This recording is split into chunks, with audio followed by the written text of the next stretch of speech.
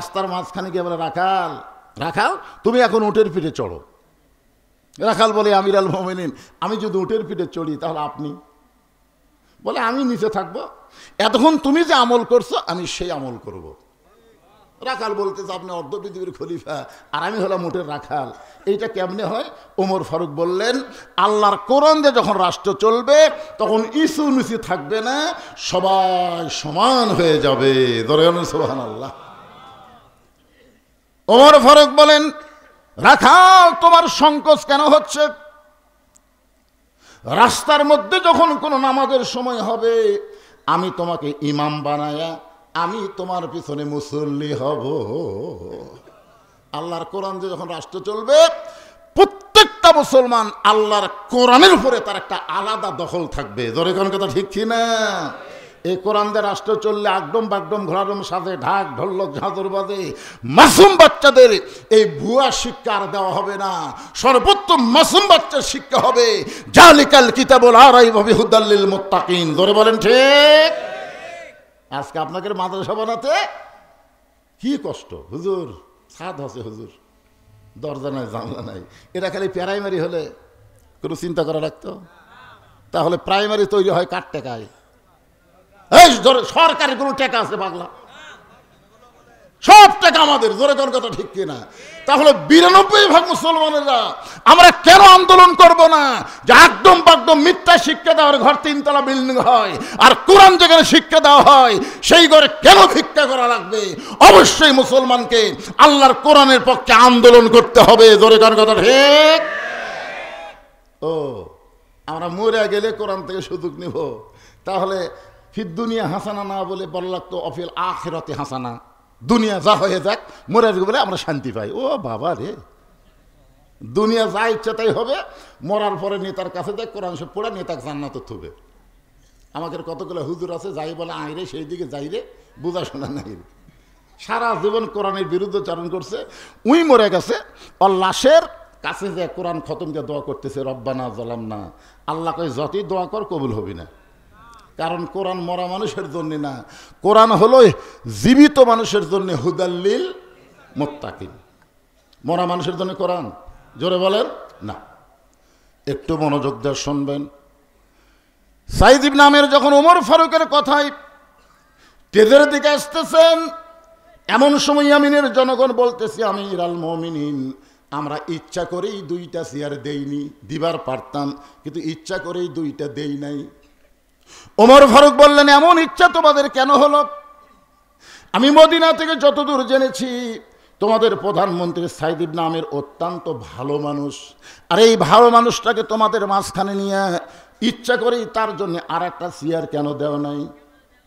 ওমর ফারুক বললেন, ইয়ামিনের প্রধানমন্ত্রী, আসো আমরা 2 জনে মিলে এক চেয়ারে বসতে চাই। সুবহানাল্লাহ। তাহলে কোনো গন্ডগোল হবে? আজকে আওয়ামী লীগ, বিএনপি, জাতীয় পার্টি, জামাত, তাবলিগ, পীর মুরিদি এক একজন এক একটা চিন্তা ভাবনা করতেছে। কি কন? খালি আমাদের মতো একজন আলেম বলেছে এক ওয়াজে যে একদল খায়া গেছে আর একদল খাওয়ার জন্য রেডি হচ্ছে। কারোর নাম ধরছে? জোরে কান কারোর নাম ধরছে? এখন ঘরের মধ্যে কে রে? আমি কলা খাইনি। কে রে পাগলা? কলার কথাই তো হয়নি, খালি বলা হচ্ছে ঘরের মধ্যে খেয়ে কলা খাইনি। অকুনু মা'আস সাদিকিন। একটু মনোযোগ দিয়ে শুনবেন। আত্তাকুল্লাহ, ভিতরে আল্লাহর ভয় রাখতে গেলে। সাইদ ইবনে আমের যখন টেজের কাছে চলে আসে, এমন সময় জনগণ বলতেছে, আমির আল মুমিনিন, যাকে আপনি ভালোবেসে টেজের উপরে চেয়ারে বসাবার চান তার বিরুদ্ধে আমাদের 4টা অভিযোগ রয়েছে। জোরে বলেন কয়টা? ওমর ফারুক চিন্তা করে, এইরকম ভালো মানুষ জনগণের মাঝখানে দাঁড়িয়ে থাকে, তার বিরুদ্ধে 4টা অভিযোগ হয়তো পক্ষে হতে পারে। যেরকম এক লোক যা মসজিদ ইমাম সাহেবকে বলতে, হুজুর এই মুসল্লির বিরুদ্ধে আমার অভিযোগ। বলে কি অভিযোগ? বলে ফজর নামাজ পড়তে আসার সময় আমার জানলাতে আসসালাতু খায়রুন মিনান নাওম, আসসালাতু খায়রুন মিনান নাওম, ঘুম হইতে নামাজ উত্তম করে 3বার ডাক দেয়। এর বিরুদ্ধে আমার অভিযোগ, হুজুর ই আমাকে কেন জানলার ডাক দেয়? আপনারা বলেন তো ইমাম সাহেব এটা কি কেমন অভিযোগ? কেন তুই চেতন পাস না বলে তোকে নামাজের জন্য ডাকতেছে। আপনার বলেন তো এই অভিযোগ কি খারাপের দিকে না ভালোর দিকে? জামাই শাশুড়ির কাছে অভিযোগ করছে, আম্মা আমার শ্বশুর আমাকে হাটের মধ্যে দেখেই আমার হাত ধরে টানে লিয়াচ্ছে, আমি আসবই না, কিন্তু শ্বশুর আমাকে ছাড়লো না, আমি শ্বশুরের বিরুদ্ধে আপনার কাছে অভিযোগ করলাম। আপনার বলেন তো শাশুড়ি কি মনে করবে? এটা কি বিরুদ্ধে না পক্ষে? কথা বলেন না কেন? ওমর ফারুক বললেন, রে ইয়ামিনের জনগণেরা, এমন একজন ভালো প্রধানমন্ত্রীর বিরুদ্ধে তোমাদের কি অভিযোগ? ইয়ামিনের জনগণ বলতেছে, 1 নম্বর অভিযোগ হলো কার্যালয়ে প্রতিদিন দেরি করে আসে ঠিকই, কিন্তু কার্যালয়ে দেরি করে আসে, আসার সময় হলো 9টায়, কিন্তু কোনোদিন আসে 9:30, কোনোদিন আসে 10টায়। 2 নম্বর অভিযোগ হলো মাঝে মধ্যে কার্যালয়ে কাজ করতে করতে বেহুশ হয়ে পড়ে যায়, মাঝে মাঝে কার্যালয়ে কাজ করতে করতে বেহুশ হয়ে পড়ে যায়। 3 নম্বর অভিযোগ হলো হঠাৎ একদিন আসেই না। কয়টা হলো? 1 নম্বর অভিযোগ কি? প্রতিদিন কার্যালয়ে দেরি করে আসে। 2 নম্বর অভিযোগ কার্যালয়ে কাজ করতে করতে বেহুশ হয়ে পড়ে যায়। 3 নম্বর অভিযোগ হলো হঠাৎ একদিন আসেই না। আর 4 নম্বর অভিযোগ হলো রাতের বেলা আমরা যত বিপদে পড়ে আমাদের প্রধানমন্ত্রীকে ডাকাডাকি করি, আমাদের প্রধানমন্ত্রী কোনোদিন আমাদের বিপদের ডাকে দরজা খোলে না। ওমর ফারুক বললেন, সাইদ, জনগণ তোমার বিরুদ্ধে যে 4টা অভিযোগ করলো, এই অভিযোগগুলো যদি তুমি বলো সত্যি নয়, আমি তোমার কথাই বিশ্বাস করব। কারণ মদিনা থেকে যে মহব্বত নিয়ে আমি ইয়ামিনে আইছি, তোমার বিরুদ্ধে কোনো অভিযোগ শোনার জন্য না, বরং তোমাকে জনগণের মধ্যে প্রচার করে দিব, ইয়া আইয়ুহাল্লাযীনা আমানুত্তাকুল্লাহ ওয়া কুনু মা'আস সাদিকিন। জোরে বলেন আল্লাহু আকবার। খালি তুমি বলো যে ও জনগণ অভিযোগ করছে, অভিযোগগুলো মিথ্যা, আমি তোমার কথাটাই সত্যি মনে করে নিব। সাইদ ইবনে আমের বলে, আমিরুল মুমিনিন, আপনি যদি শেষ বিচারক হতেন তাহলে আমি বলতাম জনগণের অভিযোগ মিথ্যা, কিন্তু আমার ঈমান বলতেছে আপনি তো বিচারক না, আসল বিচারক হলেন আমার আল্লাহ। আপনারা বলেন তো, বাংলাদেশে যে বিচার চলছে 15.5 বছর, এটা কি আল্লাহর বিচার? প্রত্যেকটা ভালো মানুষ বলছে তোর বিচার আল্লাহ করবি রে, কারণ দুনিয়ার জজ কোর্ট, হাইকোর্ট, সুপ্রিম কোর্ট সব হাসিনা দখল করে নিছে। এমনকি 50 বছর কোরআনের হক তাফসির করলো, মিথ্যা বানোয়াটি কেস দিয়ে তাকে 13 বছর জেলখানায় বন্দি করে রাখলো, আবার জেলখানা থেকে হাসপাতাল নিয়ে গিয়ে তাকে ইনজেকশন করে হত্যা করা হলো। জোরে কোন কথা ঠিক কি না? আপনার বলেন তো, ওই দিন বাংলার জনগণ প্রত্যেকটা গায়েবা জানা যায়, গায়েবা জানাজা হয়েছে, আপনাকে নওয়াগত হয়েছে, গায়েবা না জানা হয়নি? হয়েছে। ওই জানাজায় কিন্তু সবাই বিচার দিয়েছে কার কাছে? আল্লাহ। আল্লাহ, দেশে বিচার পালাম না, তোমার কাছে বিচার দিলাম। হাসিনা তো বিশ্বাসই করেনি যে এইরকম হবে, বিশ্বাস করছে। 2 দিন আগে বলছে আওয়ামী লীগ পলায় না, হাসিনা পলায় না, এদেশ আমার বাপের, এদেশ আমার। শোনেননি আপনারা? সবগুলো রেকর্ড আছে, সবগুলো রেকর্ড আছে, আছে না নাই? আছে। তাহলে চিন্তা করে দেখেন, 2 দিন আগে কথা যে বললো, 2 দিন পরে এইভাবে তাকে বাংলাদেশ ছেড়ে যাওয়া হলো। তার কারণ কি? আসল বিচার কার কাছে? আরো জোরে বলেন। তুইজ্জু মান তাশা ওয়া তুযিল্লু মান তাশা বিয়াদিকাল খায়র ইন্নাকা আলা কুল্লি শাইইন কাদির। সম্মান দেওয়ার মালিককে, আবার 12 তরকারি ভাত এনে না খাইয়া বিদেশে পলানা দেওয়ার মালিককে, ভালো মন্দর মালিককে। সবাই বলা লাগবে, এটা কি আমার কথা না আল্লাহর কথা? ভালো মন্দর মালিককে, সমস্ত ক্ষমতার মালিককে। তাহলে বিচার দিবেন কার কাছে? আল্লাহর কাছে। সাইদ ইবনে আমের বলে, আপনি যদি বিচারক হতেন আমি বলতাম আজকে বাঁচার জন্য অভিযোগগুলো মিথ্যা, কিন্তু আপনি তো আসল বিচারক না, আপনি হলেন বিচারকের প্রতিনিধি। আসল বিচারককে, আসল বিচারকের দিকে খেয়াল করে জনগণ যে অভিযোগ করেছে প্রত্যেকটা অভিযোগই সত্য। ওমর ফারুক বলে, সাইদ, এই অভিযোগগুলো যদি সত্যি হয় তাহলে এই চেয়ারে বসার যোগ্যতা তোমার নাই। এখন তোমার কাছে জানতে চাই, তুমি কি অভিযোগগুলো খণ্ডন করতে পারবে? সাইদ ইবনে আমের বলে, আগে শোনেন। 1 নম্বর অভিযোগ হলো প্রতিদিন কার্যালয়ে দেরি করে আসি। এক কার্যালয়ে দেরি করে আসার কারণ হলো, আমি যখন মদিনার অলিগলি ঘুরতেছিলাম, হঠাৎ দেখি চৌরাস্তার মোড়ে, এই খেয়াল করে শুনবেন, সাইদ ইবনে আমের বলতেছে, যুবক বয়সে মদিনার অলিগলি যখন ঘুরতেছিলাম, তখন দেখি চৌরাস্তার মোড়ে একটা বুড়ো মানুষ বসে বসে কাঁদতেছে। আমি একজন যুবক, ওই বুড়ো মানুষের কান্না দেখে আমার দয়া হলো। বর্তমান বাংলাদেশের যুবকেরা কোনো বুড়ো মানুষ যদি কান্দে, এরকে দেখার টাইম আছে? কারণ কি? কারণ হলো যে পরিবেশ চলতেছে, এই পরিবেশে ছেলে তার বাপ মাকে খেয়াল করে না। জোরে কোন কথা, ঠিক কথা বলেন। যেই পরিবেশ চলতেছে বর্তমানে, আল্লাহর আইন যদি থাকতো, ওয়াকাদা রাব্বুকা আল্লা তা'বুদু ইল্লা ইয়াহু ওয়া বিল ওয়ালিদাইনি ইহসানান, সমাজের মধ্যে এইটা প্রতিষ্ঠা করা হতো। জোরে কোন কথা, ঠিক কিনা? চিন্তা করে দেখেন ভাই, সাইদ বিন আমের বলে, আমিরুল মুমিনিন, চৌরাস্তার মোড়ে একজন বুড়ো মানুষ বসে যখন কাঁদতেছে, ওই বুড়োটাকে সান্ত্বনা দেওয়ার জন্যে আমি তার মাথায় হাত দিয়ে বললাম, বাবা, এই চৌরাস্তার মোড়ে এমন করে আপনি কেন কাঁদতেছেন? বুড়োটা আমার হাত ধরে বলে, বাজান, আমি একটা মস্ত বড় বিপদে পড়েছি, এই বিপদে পড়ে কাঁদতেছি, কারণ আমার কান্না দেখে যদি কারো দয়া হয়, এই বিপদ থেকে তার কাছে বাঁচার জন্য আমি একটু সাহায্য চাই। সাইদ ইবনে আমের বলে, আপনার কি বিপদ? বলে, আমার বাড়িতে একটা যুবতী মেয়ে আছে, আমার বাড়িতে একটা যুবতী মেয়ে আছে, কিন্তু জন্মের সময় মেয়েটা লুলা হয়ে পঙ্গু হয়ে জন্মগ্রহণ করেছে। আমি মনে করেছিলাম এরকম লুলা পঙ্গু মেয়ে হয়তো কিছুদিন পরে মারা যাবে, কিন্তু আমার মেয়েটা মারা যায় নাই। এখন মেয়েটা অনেক বড় যুবতী হয়ে গেছে।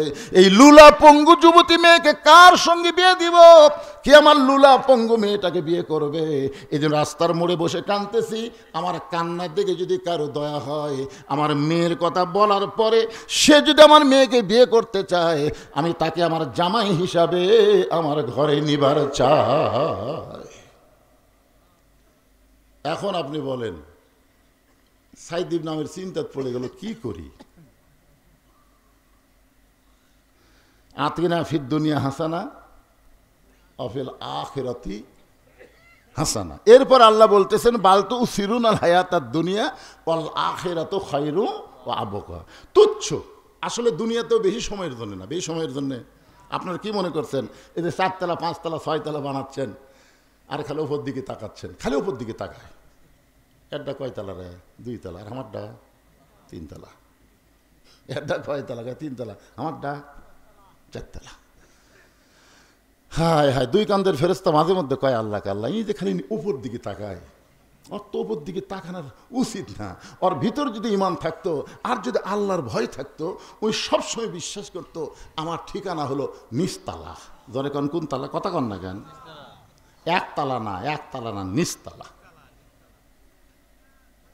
আরে এই দুনিয়াটা তুচ্ছ হিসেবে আল্লাহ উল্লেখ করে বলেছেন। তারপরও হাদিসে বলা হয়েছে, দুনিয়া ও মাযরাতুল আখিরা, এই দুনিয়া হলো আখিরাতের আবাদযোগ্য একটা জায়গা।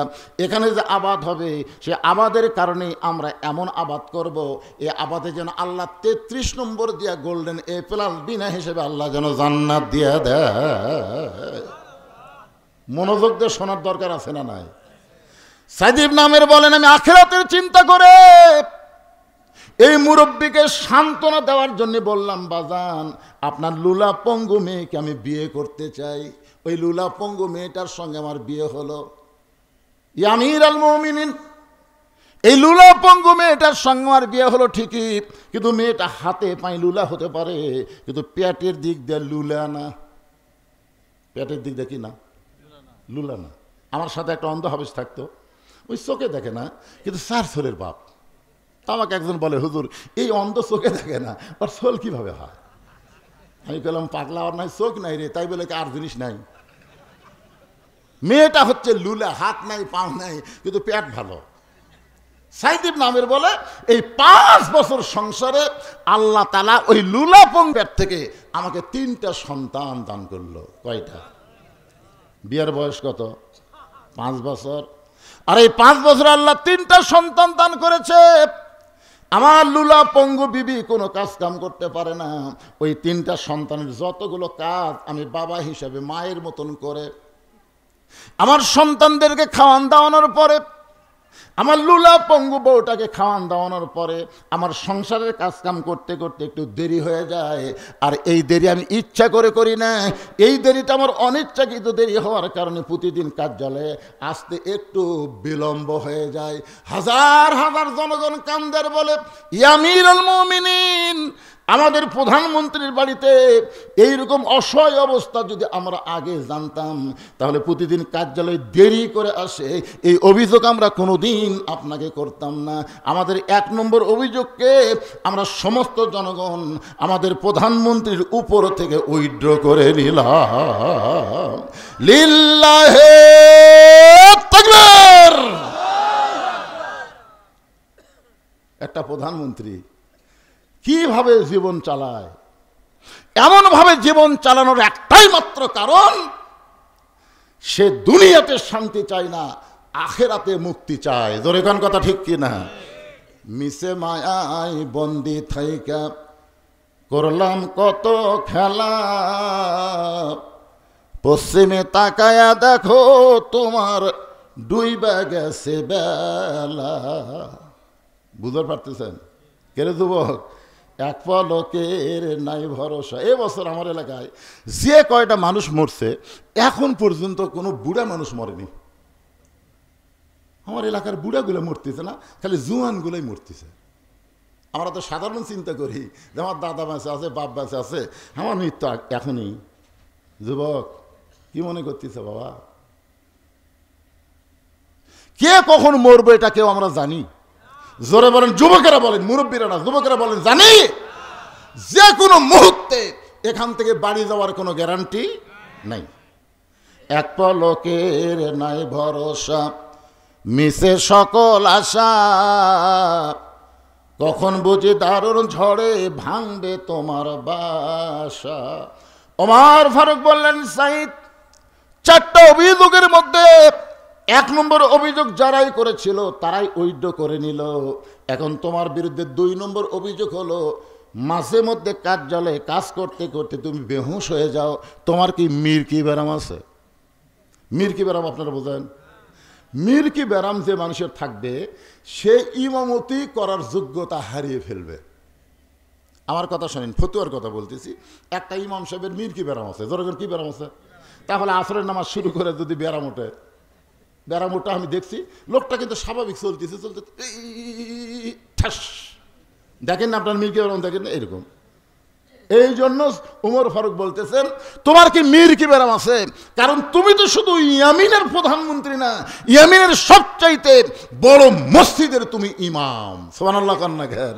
আল্লাহর কোরআন দিয়ে যখন রাষ্ট্র চলবে তখন তিনি নেতৃত্ব দিবার পারবে না। নেতৃত্ব দিবার গেলে বড় মসজিদের ইমামতি করার যোগ্যতা থাকা লাগবে।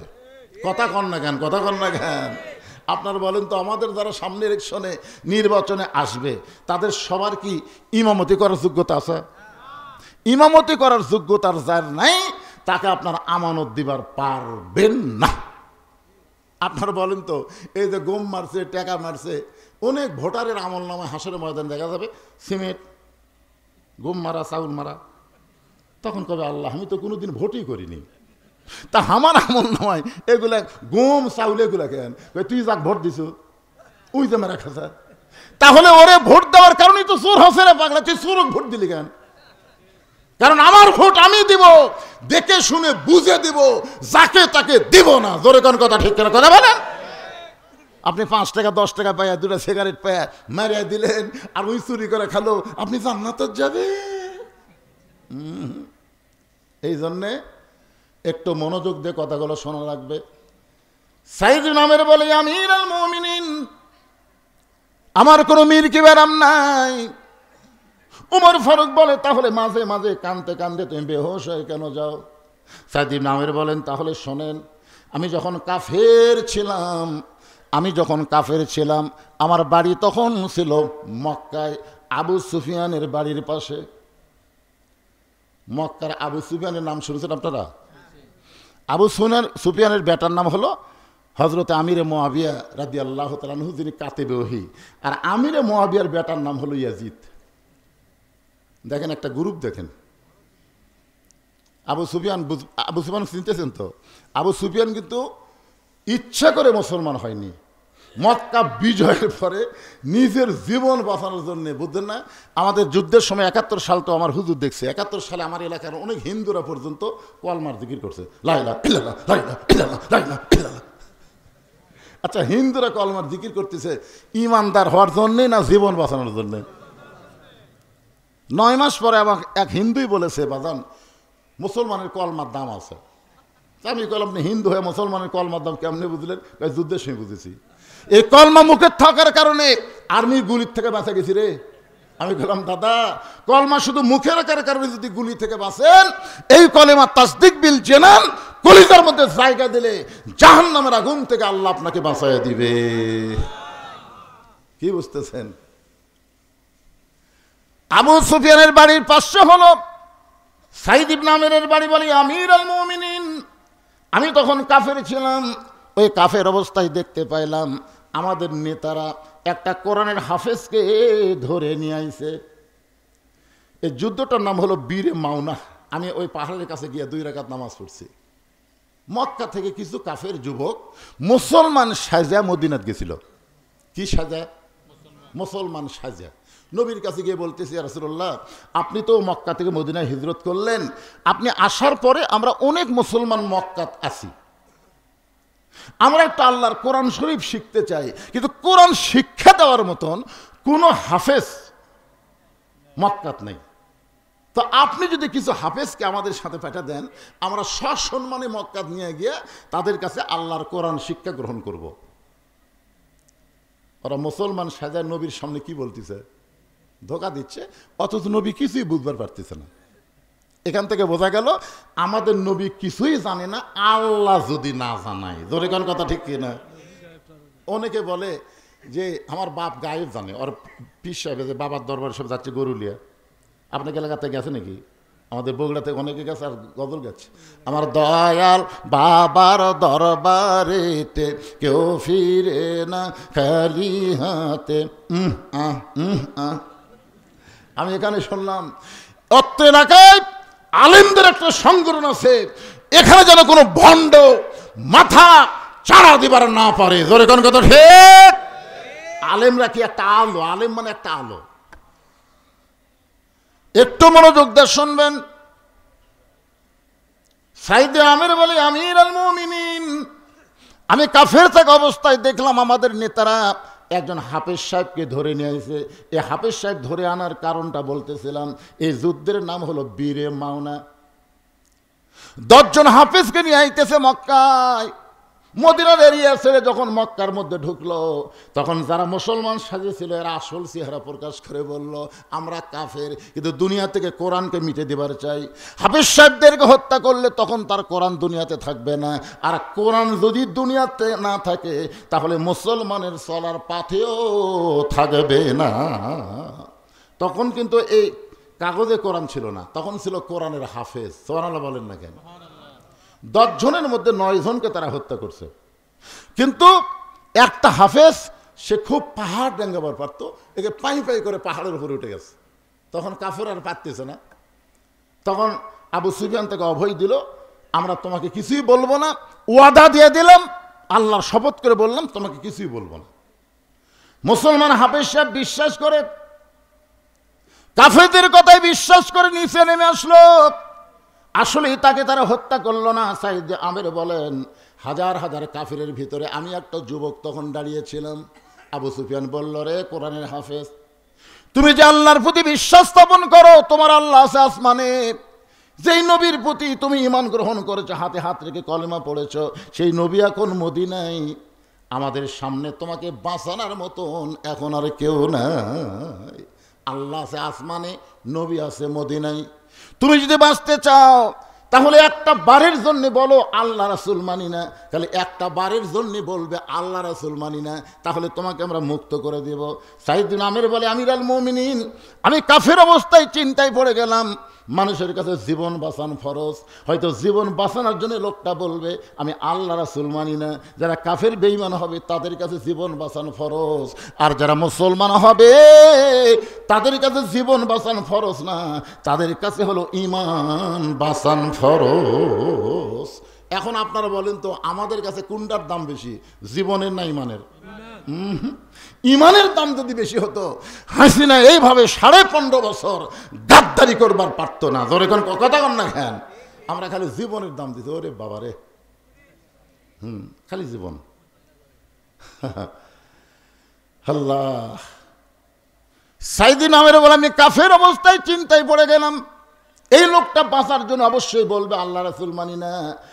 সমস্ত কাফেরদেরকে অবাক করে ওই কোরআনের হাফেজ বললেন, হাসবি আল্লাহু নিমাল ওয়াকিল অনিমাল মাওলা অনিমান নাসির। আল্লাহু আকবার।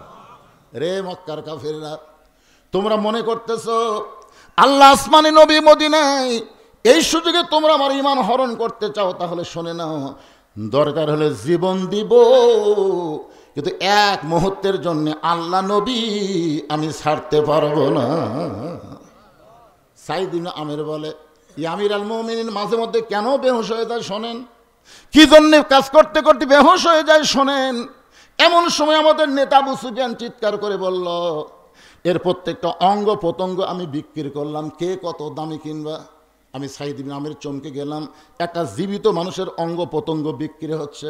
আবু সুফিয়ান বললেন, ডান হাত কত দিয়ে নিবা, বাম হাত কত দিয়ে নিবা, ডান কান কত দিয়ে নিবা, ডান চোখ কত দিয়ে নিবা, বাম চোখ কত দিয়ে দিবা, বাম কান কত দিয়ে নিবা, বাম পা কত দিয়ে কিনবা? প্রত্যেকটা অঙ্গ প্রত্যঙ্গ যখন বিক্রি হয়ে গেল, সাইদ ইবনে আমির বলেন, আমি মনে হয় চিৎকার দিব, এইটা কোনো মানবতা নয়, একটা জীবিত মানুষের অঙ্গ প্রত্যঙ্গ বিক্রি হচ্ছে। কিন্তু আমি চিৎকার দিলে, আমি যে কাফেরদের মধ্যে বসবাস করি, তাহলে আমার অবস্থাও তারা খারাপ করতে পারে। এই নিয়তে আমি দাঁতের উপর দাঁত কামড় দিয়ে দেখার চেষ্টা করলাম। আবু সুফিয়ান বললেন যে ডান হাতখানা কিনেছো, ডান হাত কাটা কেটে দিয়ে যাও। বলা মাত্র একজন কাফের দৌড়ে গিয়ে কোরআনের হাফেজ খোবাই ইবনে আদির ডান হাতখানা কেটে নিয়ে চলে গেল।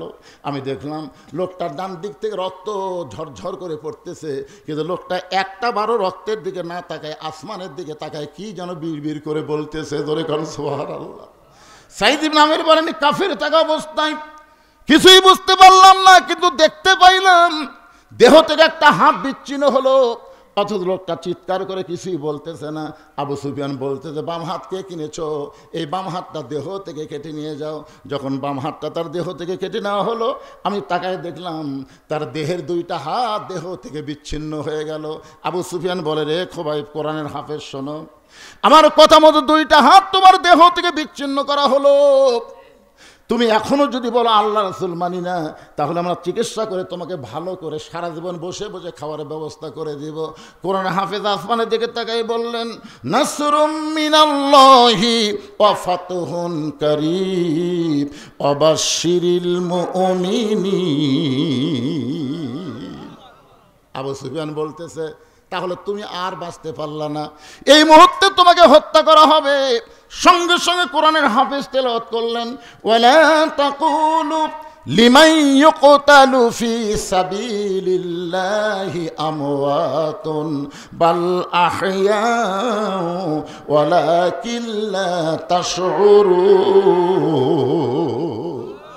সাইদ ইবনে আমির বলে, আমির আল মুমিনিন মাঝে মধ্যে কার্যালয়ে কেন বেহুশ হয়ে যায় শোনেন। ওই কোরআনের হাফেজের দেহ থেকে প্রত্যেকটা অঙ্গ প্রত্যঙ্গ বিচ্ছিন্ন করে তার বুকের উপর বর্ষা মেরে তাকে দুনিয়া থেকে বিদায় করে দেওয়া হলো। সমস্ত কাফেররা আনন্দ করে হই হুল্লোড় করে যখন চলে যায়, সবাই যখন চলে গেছে, গভীর রাত্রে আমি সাইদ ইবনে আমির যদিও কাফের ছিলাম, এসে আমার একটা চাদরে করে ওই কোরআনের হাফেজ খোবাইব বিন আদির দেহের সমস্ত অঙ্গ প্রত্যঙ্গ একটা গোস্তের টোপলার মতন, বাজার থেকে যেমন গোস্ত কিনে আনি ঠিক সেই রকম গোস্তের টোপলার মতন করে কান্দে করে আমি মদিনার দিকে রওনা দিলাম। মদিনা এবং মক্কার মাঝখানে রাস্তায় আমি তাকে দাফন করে মদিনায় গেলাম। মদিনায় যাওয়ার পর আল্লাহ রাসূল মুস্কি মুস্কি হেসে বলতেছে, একজন জান্নাতে চলে গেছে আর একজন জান্নাতের পথে পা বাড়াইছে। আমি নবীর কাছে গিয়ে পড়লাম, নবী আমাকে কলেমার তালিম দিলেন, আমি মুসলমান হয়ে গেলাম। ইয়া আমির আল মুমিনিন, এখনো কার্যালয়ে কাজ করতে করতে ওই কোরআনের হাফেজের মৃত্যুর দৃশ্য যখন আমার চোখের সামনে ভাসে, তখন আমি আর স্থির থাকতে পারি না, আমি কাঁদতে কাঁদতে বেহুশ হয়ে যাই। আমার কোনো মিরকি ব্যারাম নাই। হাজার হাজার জনগণ কান্দের বাড়ি আমিরুল মুমিনিন। আমাদের প্রধানমন্ত্রীর জীবনে এমন একটা করুণ দৃশ্য ছিল, এইটা যদি আমরা আগে জানতাম, মাঝে মধ্যে কার্যালয়ে কাজ করতে করতে বেহুশ হয়ে যায়। এই 2 নম্বর অভিযোগ আমরা কখনোই আপনার সামনে করতাম না। আজকে জানার পরে 2 নম্বর অভিযোগ আমরা সর্বসম্মতিক্রমে উইথড্র করে নিলাম। লিল্লাহে তাকবীর। ওমর ফারুক বললেন, সাঈদ, তোমার বিরুদ্ধে 3 নম্বর অভিযোগ হলো তুমি হঠাৎ একদিন আসোই না। এখন কি করবা?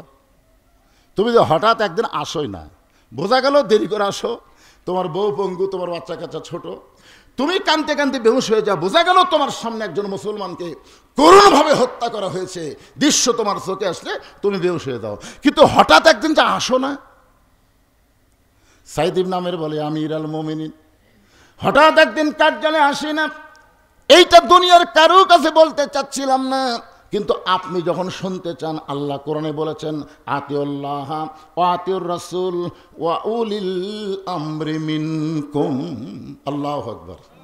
দেখেন তো, এখানে একটা জিনিস খেয়াল করবেন, এখানে আল্লাহ বলতেছেন আতিউল্লাহ ওয়া আতিউর রাসূল ওয়া উলিল আমরি মিনকুম। এখানে আল্লাহ তো বলতে পারতেন ওয়া আতিউ উলিল আমরি মিনকুম। তো 2 জায়গা দেখেন, আল্লাহর কাছে আতিউ, নবীর সাথেও আতিউ, কিন্তু এই আমিরের কাছে আতিউ শব্দ আল্লাহ দিলেন না। কারণ কি? আপনার বলেন তো, মসজিদের ইমামকে আপনারা কতক্ষণ মানবেন? এই মসজিদের ইমামকে আপনারা ইক্তেদা করেন না? করেন কি করেন না? মসজিদের ইমাম তো আপনাকে আমির, তো আমিরকে আপনারা কতক্ষণ মানবেন? আমিম যদি আসরের 2 রাকাতেও বসে, আবার ইমাম যদি আসরের 3 রাকাতেও বসে, আপনারা কি এরপরও ধরে থাকবেন? কি করবেন? লোকমা দিবেন। কারণ কি? যে তোমাকে আমরা মানি যতক্ষণ তুমি নবীর তরিকার মধ্যে আসো। নবীর তরিকা হলো আসরের 2 রাকাতে বৈঠক হবি, 4 রাকাতে বৈঠক হবি, তুমি 3 রাকাতে বসলে কেন? আল্লাহু আকবার। এখন আপনার আল্লাহু আকবার শুনে ইমাম যদি মনে করে আমি দাওরা পাস, টাইটেল পাস, আমি উঠবো না, তুই যত আল্লাহু আকবার কর, তুই তো ভ্যান চালাস, এই মনে করে ইমাম যদি 41 সাল পর্যন্ত না ওঠে, তাহলে মসজিদের সমস্ত মুসল্লি নেতার পক্ষে যাবে না ভ্যানওয়ালার পক্ষে হবে? কারণ ভ্যানওয়ালা ঠিক, নেতা ব্যাঠিক। সুবহানাল্লাহ খান। এই জন্য বলা হচ্ছে অউলিল আমরি মিনকুম। জুমার দিনে খুতবা দিচ্ছেন হযরত ওমর। চিন্তা করে দেখেন, অর্ধ পৃথিবীর খলিফা, মাঝখান থেকে একজন সাহাবী দাঁড়িয়ে বলতেছে, আমিরুল মুমিনিন, আপনার খুতবা শুনবো না। ওমর ফারুক বলেন, আমার অপরাধ কি? বলে, আপনার অপরাধ হলো আমাদেরকে খাটো পাঞ্জাবি দিয়ে আপনি লম্বা জুব্বা পরে খুতবা দেন। হ্যাঁ, আমাদেরকে খাটো দিবেন আর আপনি লম্বা পড়বেন। এই লম্বা জুব্বা কোথায় পাইলেন? যতক্ষণ না বলবেন ততক্ষণ আপনার খুতবা আমরা শুনবো না। ওমর ফারুক চোখের পানি বের করে বললেন, সাহাবীরা, আমার জুব্বা লম্বা দিকে তোমরা খুতবা বন্ধ করে দিলে। আমি বুঝতে পারলাম, যতদিন কোরআন দিয়ে রাষ্ট্র চলবে ততদিন নেতারা ইচ্ছা মতো চলতে পারবে না, আল্লাহর হুকুম নবীর তরিকা মোতাবেক চলা লাগবে। ধরে কোন ঠিক কিনা? তোমরা লোকমা দেওয়ার কারণে আমি বেজার হইনি। আমি ভুল করে 3 রাকাত নামাজে বসেছি, তাই বলে কি লোকমা দিলে আমি খাড়া হব না? আপনাকে কি মনে হয় খাড়া হব না? না বসেই থাকবো আমি? এমন সময় আব্দুল্লাহ ইবনে ওমর বলতেছে, নবীর সাহাবীরা, তোমরা খাটো পাঞ্জাবি হলেও তো নতুন কাপড় পরে নামাজ পড়তে আইছো, কিন্তু আমার পরনে দেখো নতুন কোনো কাপড় নাই। ওসমান গনি বলে, আব্দুল্লাহ, আজকে জুমার দিনে তুমি নতুন কাপড় না পরে পুরাতন কাপড় কেন পরছো? আব্দুল্লাহ বলে, আমি যদি নতুন কাপড় পরতাম তাহলে আমার বাবার জুব্বা লম্বা হতো না। আমার বাবার জুব্বা লম্বা হওয়ার কারণ হলো আমার নতুন কাপড় আমি রাতের বেলা বাবাকে দান করে দিছি। আমার কাপড় বাবার কাপড় একত্র করে বাবা লম্বা জুব্বা বানায় খুতবা দেয়। এখন বলো, খুতবা শোনা যায় কি না যায়? সমস্ত সাহাবীরা চিল্লায় বলে, আল্লাহর কোরআন দিয়ে যখন দুনিয়ায় চলবে এমন ভালো নেতা মুসলমান দেখতে পাবে। জোরে কান সুবহানাল্লাহ। এই জন্য আল্লাহ বলেছেন, অউলিল আমরি মিনকুম। সাঈদ ইবনে আমের বলেন, ইয়া আমিরুল মুমিনিন, যে কাপড় পরে আজকে আপনার সামনে দাঁড়াইছি, যে কাপড় পরে আপনার অভিযোগগুলো খণ্ডন করতেছি, এই একটা মাত্র কাপড় ছাড়া আমার আর কোনো ভালো কাপড় নাই। আমি মাসে 1 দিন বাজার করি, বাজার করে মাসে কয়দিন? এজরে কোন কয়দিন? মাসে একদিন বাজার করে রাসূল বলেছেন দুনিয়ার সবচাইতে ভালো জায়গা হলো মসজিদ, আর দুনিয়ার সবচাইতে খারাপ জায়গা হলো হাট বাজার। মাসে একদিন বাজার করি তাই মনে করবেন না যে সারাদিন আমি বাজারে থাকি। প্রয়োজনের সময় ছাড়া অতিরিক্ত সময়ে বাজারে থাকা হলো শয়তানি। জোরে কন কি কথা কন না কেন? আমি যখন কোরআনে দেখলাম আল্লাহ বলতেছেন আস্তাইনু বিসসবরি ওয়াসসালাহ, যে তোমরা যদি আল্লাহর কাছে কিছু পাবার চাও তাহলে ধৈর্য আর নামাজের মাধ্যমে চাও। আমি বললাম কে রে, এই জায়গাতে আল্লাহ ধৈর্য আর নামাজ একত্র করলো কেন? আমি তখন আমার জীবনের দিকে খেয়াল করে দেখি যত জায়গাতে আমি যাই সবচাইতে কম ধৈর্য হলো নামাজের মধ্যে। কথা কন না কেন? ধৈর্য বেশি। দেখবেন আপনি যত জায়গাতে যান কোনো জায়গাতে কিন্তু আপনি ঘড়ি দেখবেন না, আর মসজিদে ঢোকার পরে কিন্তু আপনার একটা ব্যারাম ধরে দেবে। 5 মিনিট পরে নামাজ হবে, জামাত হবে, এই 5 মিনিটের মধ্যে 6 বার দেখছে। 6 বার দেখার পরে পাশেরটা বলতেছে কে ভাই কত বাজে? আরো 2 মিনিট আছে ভাই। তখন বলতেছে আজ ঘড়ি লড়তেছে না রে, আজ ঘড়ি লড়তেছে। তখন চিন্তা করলাম আল্লাহর যে কথা যে বিসসবরি ওয়াসসালাহ, নামাজ যদি কবুল করবার চান তাহলে ধৈর্য এবং নামাজ একসাথে রাখা লাগবে। জোরে কোন কথা ঠিক কথা বলেন? সাইদ ইবনে ওমর বলেন দুনিয়ার সবচাইতে খারাপ জায়গা হলো হাট বাজার। মাসে একদিন বাজার করি তাই বলে হাট বাজারে ঘন্টার পরে ঘন্টা সময় নষ্ট করি না। আমি তড়ি ঘড়ি বাজার করে বাড়িতে আসার পরে যে পাঞ্জাবি দেখতেছেন আমিরুল মুমিনিন, এই কাপড়টা হলো অত্যন্ত মোটা কাপড়। এই একটা কাপড় আমি খাঁচা দিই পরিষ্কার করার জন্য মাসে একদিন। এই পরিষ্কার করতে গিয়া কাপড় যখন খাঁচা দিই মোটা কাপড় শুকাতে বড় দেরি হয়ে যায়। রাসূল বলেছেন তুমি ভিজা কাপড় পরে ঘরের মধ্যে থাকতে পারো, যেমন তেমন পোশাক পরে ঘরের মধ্যে থাকতে পারো, কিন্তু পুরুষ মানুষ যদি হও ভিজা কাপড় পরে জনগণের মাঝে আসা চলবে না। কারণ ভিজা কাপড় পরনে থাকলে ভিতরের অঙ্গ প্রত্যঙ্গ কিছুটা বোঝা যায়। জোরে কোন ঠিক কি না? আমার কথা কি বুঝতে পারলেন? আপনি একটা ভিজা লুঙ্গি পরে যদি থাকেন, আর লুঙ্গি যদি স্ট্যান্ডার্ড হয়, স্ট্যান্ডার্ড বোঝেন না, এখনকার সব লুঙ্গি নামিতে ভিজলেই ভিতরকার সব বোঝা যায়। এই জন্য একটা গামছা থবেন। হঠাৎ রাস্তার মধ্যে গেছেন, বৃষ্টি হলো, তখন একটা ঘাড়ের গামছা থাকলে এই লুঙ্গির উপর একটা বেউড় দিলে তখন আর ভিতরের জিনিস বোঝা যাবে না। আমার কি কথা বুঝতে পারতেছেন না? এরকম বিপদ হয় কি হয় না? কতগুলা বেয়াদব দেখবেন পুকুরের মধ্যে লুঙ্গি পড়া মারা লাভ। রে পাগলা তুই যখন উঠলু তো তো সব বোঝা যাচ্ছে। হাসি না রে ভাই। হ্যাঁ, পুরুষের ইজ্জতের দাম নাই। করে কেন আসে না নাই? এই যে কিছু লোক কাজ করতে গিয়ে জমি রোপণ করবি, দেখবেন লুঙ্গি বাঁচাবার যায় ওই এমন মাল কাচ্চা মারবি, মানে লুঙ্গি বাঁচাবে বুঝছেন, গোছাতে গোছাতে গোছাতে চরপটা বাড়ি করে পিছন দিক টাইনে একটা মেরে দিল। কি দুনিয়ার কাজ কাম করবার গে ফরজ তোর করলে তুমি বুঝতেই পারলে না। পুরুষ মানুষের একটা পর্দা, নাভির উপর থেকে টাকনু পর্যন্ত, টাকনুর উপর পর্যন্ত সবসময় ঢেকে রাখা হলো পুরুষের পর্দা। জোরে কোন কথা ঠিক কিনা? কোন পর্যন্ত? নাভির উপর থেকে একেবারে টাকনুর উপর পর্যন্ত। আল্লাহ রাসূল খালি গায়ে কোনোদিন কারো সামনে যায় নাই। নবী খালি গায়ে বুকে এই চুল দেখায় তো আল্লাহ নবী বড় শরম পাইতেন। আমরা নবীর উম্মত হব, নিজের শরীরটাও কোনো পুরুষকে দেখাবো না, একটা গেঞ্জি কিংবা গামছা দিয়ে নিজের শরীরটাও আমরা আবৃত করে রাখবো। ধরে কোন বলে ঠিক কিনা? আমার কথাকে বুঝতে পারলেন? যেই লোকটা নাভি টাভি সব দেখায়, খালি গায়ে বেড়ায়, বুঝবেন ওর লজ্জা নেই। ওর কি নাই? আপনার বিরক্ত হচ্ছেন? তাহলে কথা বলেন না কেন? এরকম লোক গ্রামগঞ্জে দেখা যায় না? আপনার লুঙ্গির দাম বেশি না ইমানের দাম বেশি? একটু মনোযোগ দিয়ে শুনবেন। সাইদ ইবনে ওমর বলে আমিরুল মুমিনিন, এই কাপড়টা খাঁচা দেওয়ার কারণে শুকাইতে দেরি হয়, আর কাপড় না শুকানো পর্যন্ত আমি কার্যালয়ে কেমনে আসবো? এজন্য মাসে হঠাৎ একদিন আমি কার্যালয়ে আসতে পারি না। হাজার হাজার জনগণ কান্দে, হাজার হাজার জনগণ কাঁদতেছে। আমাদের প্রধানমন্ত্রী সাইদ ইবনে ওমরের একটা মাত্র কাপড়, আর মাসে একদিন বাজার করে, আর এই কাপড় খাইচাতে শুকাই না বলে হঠাৎ একদিন কার্যালয়ে আসে না। এত বড় কষ্টে, এত বড় অভাবের মধ্যে আমাদের প্রধানমন্ত্রী রয়েছে, এইটা যদি আমরা আগে জানতাম তাহলে হঠাৎ একদিন কার্যালয়ে আসে না, এই 3 নম্বর অভিযোগ আমরা কোনোদিন করতাম না। আজকে জানার সঙ্গে সঙ্গে 3 নম্বর অভিযোগকে আমরা সর্বসম্মতিক্রমে উইথড্র করে নিলাম। লিল্লাহে তাকবীর। ওমর ফারুক বললেন সাইদ মাশাআল্লাহ, 4টার মধ্যে 3টা যখন উইথড্র করছো, আর একটা আছে কিন্তু মারাত্মক। রাত্রেবেলা দরজা বন্ধ করে ঘুমায় যাও, শত কষ্টে টাকাটাকি করলে তুমি দরজা খোলো না। তুমি একটা প্রদেশের প্রধানমন্ত্রী হইয়া এই যদি তোমার মোশন হয়, তাহলে আমি উমর কি অলিমান খাফা মাকাম রাব্বিহি জান্নাতান, আল্লাহর সামনে দণ্ডায়মান হওয়াকে ভয় করে দুনিয়ার জীবনে যারা হিসাব করে চলবে, আখিরাতের আদালতে আল্লাহ তাদের কোনো হিসাব দেবে না, তাদের বিনা হিসাবে 2টা জান্নাত দিয়ে দিবে। সুবহানাল্লাহ কর না কেন? আপনি সকাল থেকে সন্ধ্যা পর্যন্ত হিসাব করবেন না, আপনি কি করতেছেন?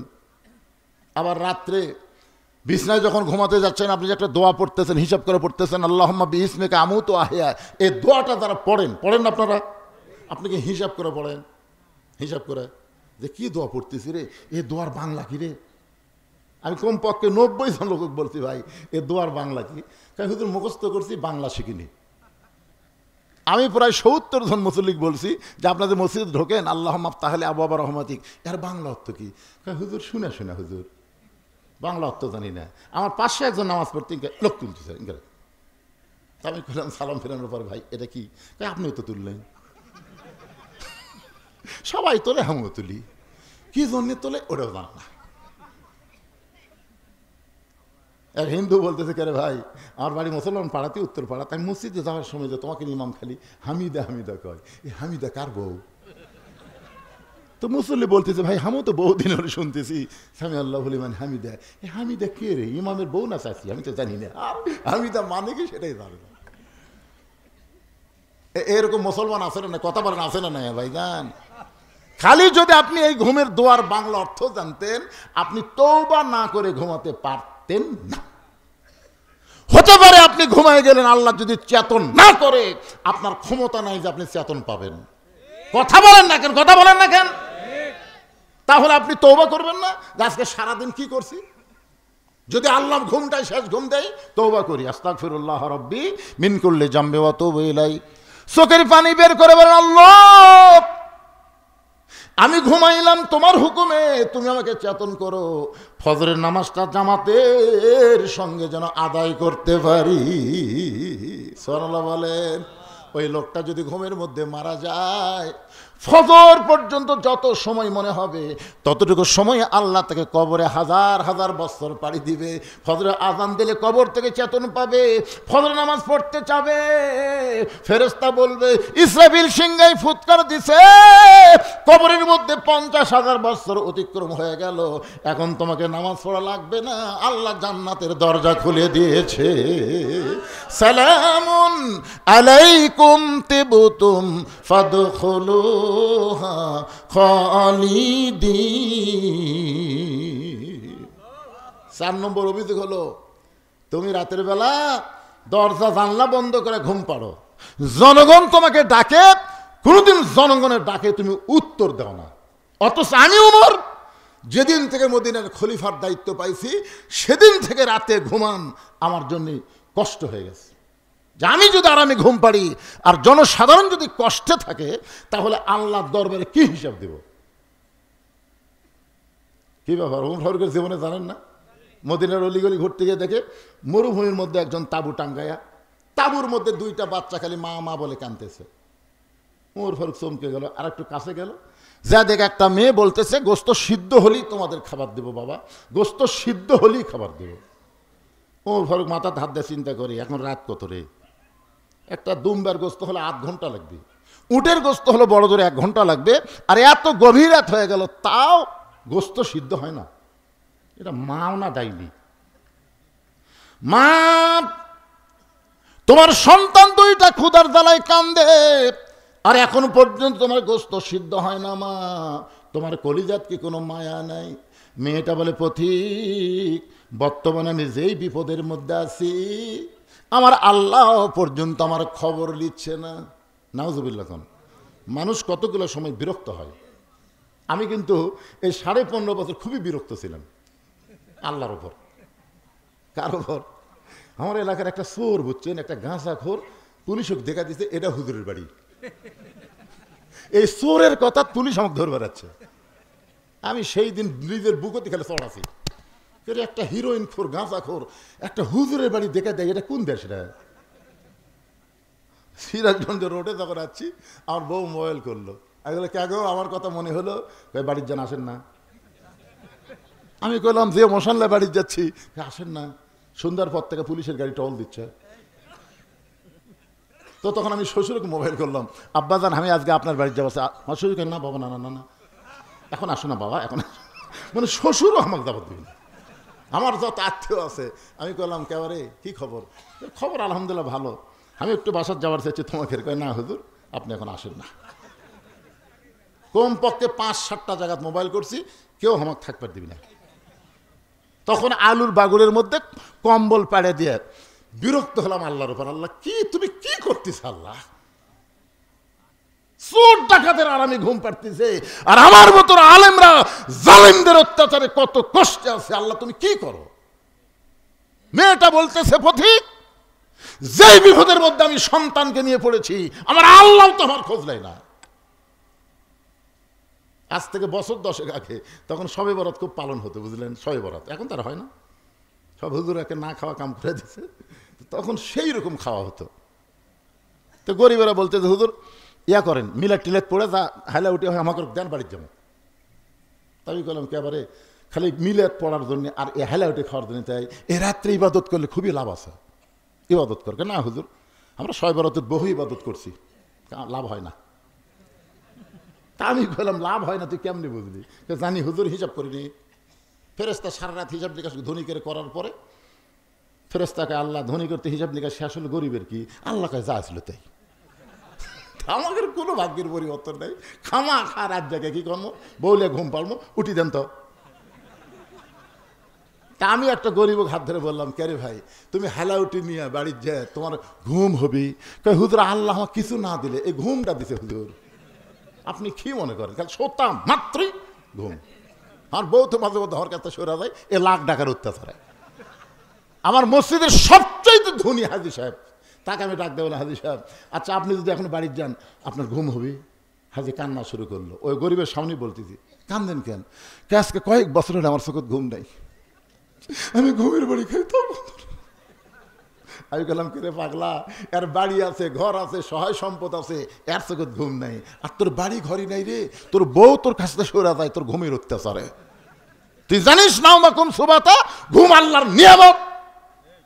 সঙ্গে সঙ্গে বলে হুজুর হাইলা উঠে নেমরা হুজুর, শুধু ঘুমের শুকরিয়া স্বরূপ আজকে সারা রাত আমি আল্লাহর ইবাদত করবো। ধরে কোন সুবহানাল্লাহ।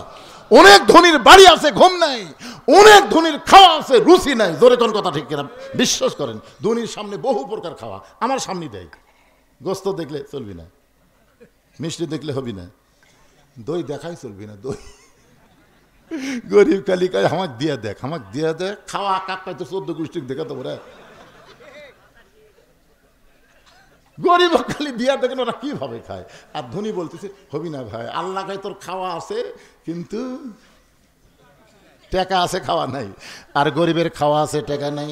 তোর বাড়ি আছে, ঘুম নাই। গরিবের বাড়ি নাই কিন্তু ঘুম আছে। এই সমস্ত দেওয়ার মালিককে একটু মনোযোগ দিয়ে শুনবেন। ওমর ফারুক বললেন, মা এত বিরক্ত হওয়ার পিছনে কারণ কি? মহিলা বলতেছে আমার বাড়ি হলো ইয়ামিন দেশে। আমি শুনতে পারলাম মদিনার খলিফা হযরত ওমর অত্যন্ত ভালো মানুষ। আমার 2টা এতিম বাচ্চাকে নিয়ে আমি মদিনায় আইছি ওমর ফারুকের দরবারে।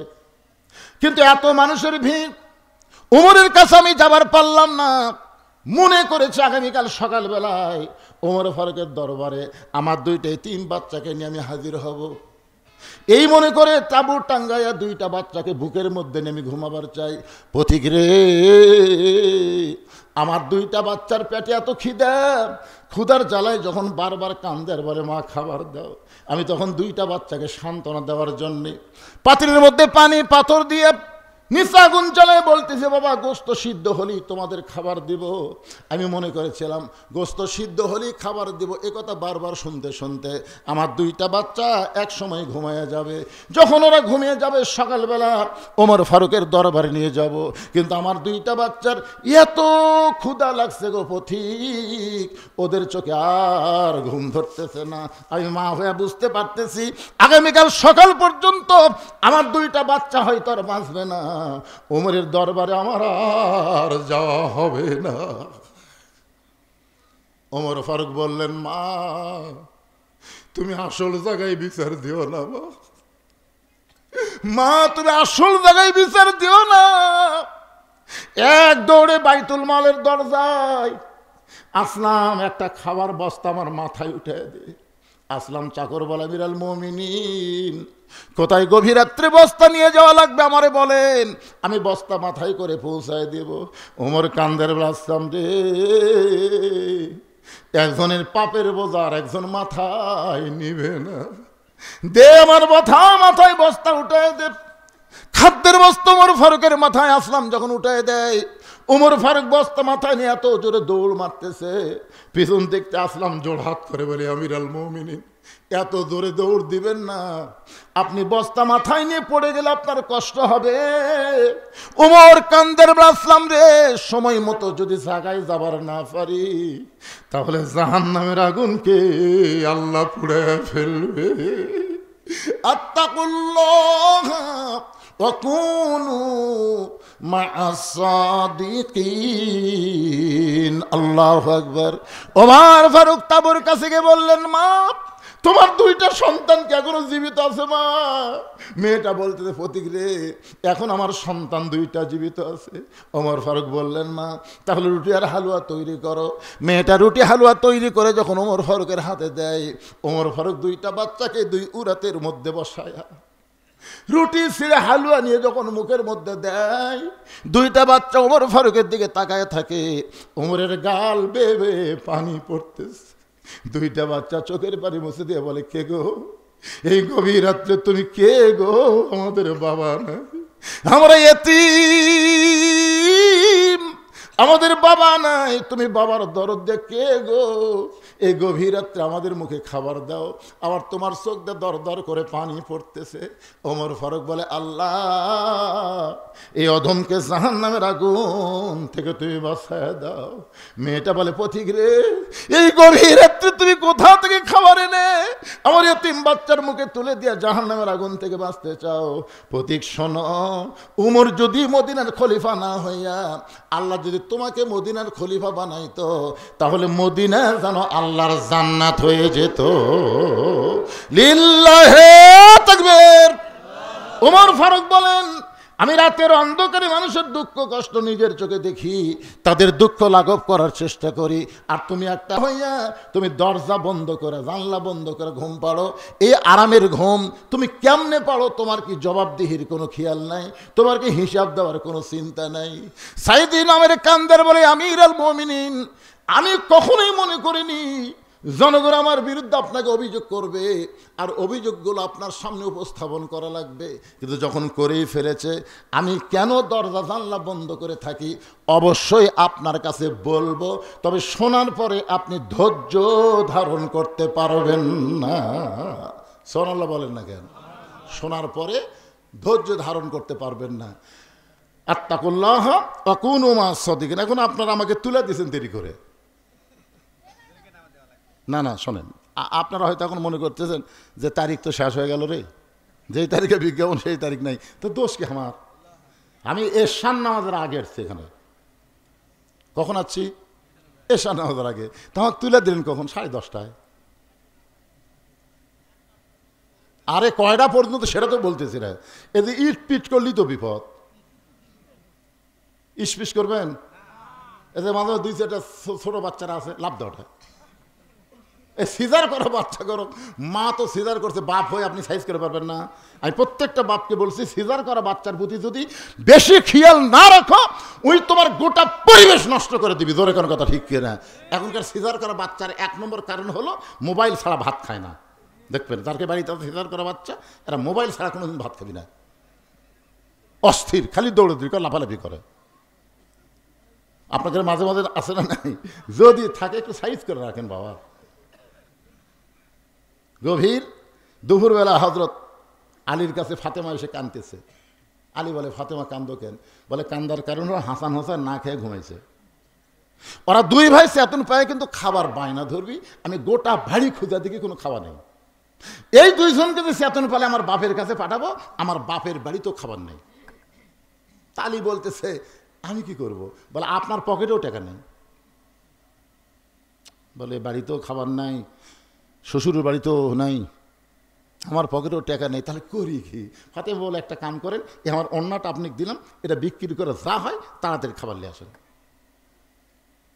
হযরত আলী ফাতেমার অন্য নিয়ে বাজারে পকেটের মধ্যে অন্য রেখা চিন্তা করে বের করে যখন বিক্রি করতে যাব, খরিদ্দার যদি বলে ভাই আলী কার অন্যা, আমি যদি বলে বইয়ের অন্যা, তাহলে খরিদ্দার মনে করবে পুরুষ জানিস, পুরুষ জাতি যখন বইয়ের জিনিস বেচা খায় ওই পুরুষ হলো দুর্বল পুরুষ। আলী অন্যটা পকেটের মধ্যে নিয়ে গোটা বাজার যখন ঘুরতেছে, এমন সময় এক খরিদ্দার এসে বলে আলী আমার মনে হয় তুমি কিছু বিক্রি করবা। আলী চমকে উঠছে, আমার পকেটে অন্য, আমি বিক্রি করব কিছু, আমার আল্লাহ ছাড়া কেউ জানে? তাকায় দেখে খরিদ্দার ব্যাগের মুখে ফাঁক করে রাখছে।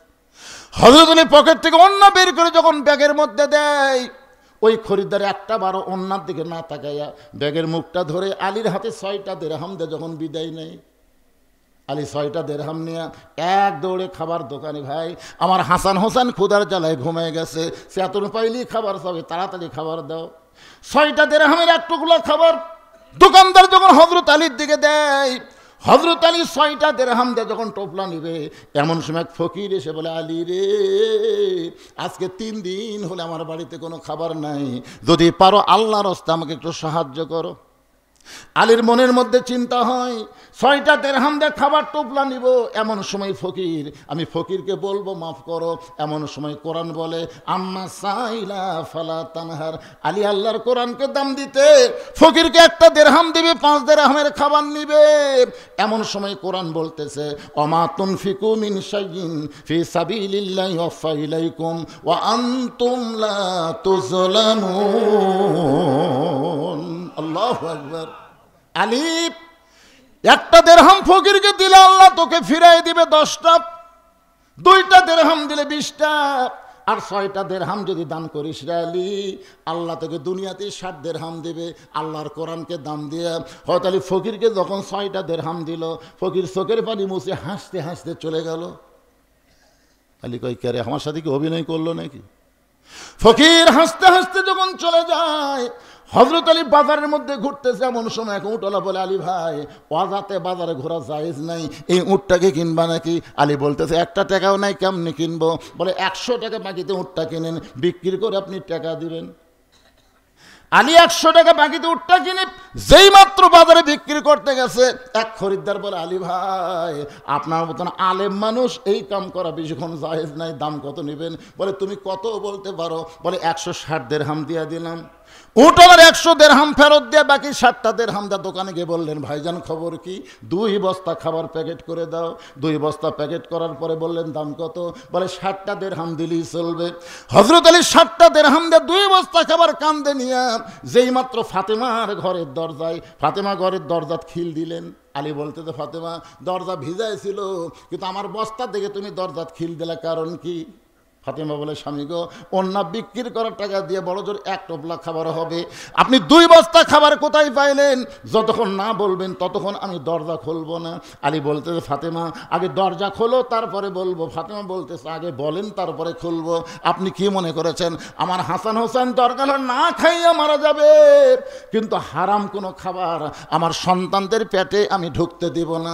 10,000 টাকা বেতন পাই, 20,000 টাকার বাসা ভাড়া নেয়, এইরকম মরদ মানুষ আছে না নাই? অন্য বিক্রির করে টাকা দিয়ে বড় জোর 1 টোপলা খাবার হবে, 2 বস্তা খাবার কোথায় পাইলেন? যতক্ষণ না বলবেন ততক্ষণ দরজা খুলবো না। আলী বলতেছে ফাতেমা আগে বলো, আগে খোলো তারপরে বলবো। ফাতেমা বলতেছে আগে বলেন তারপরে খুলবো।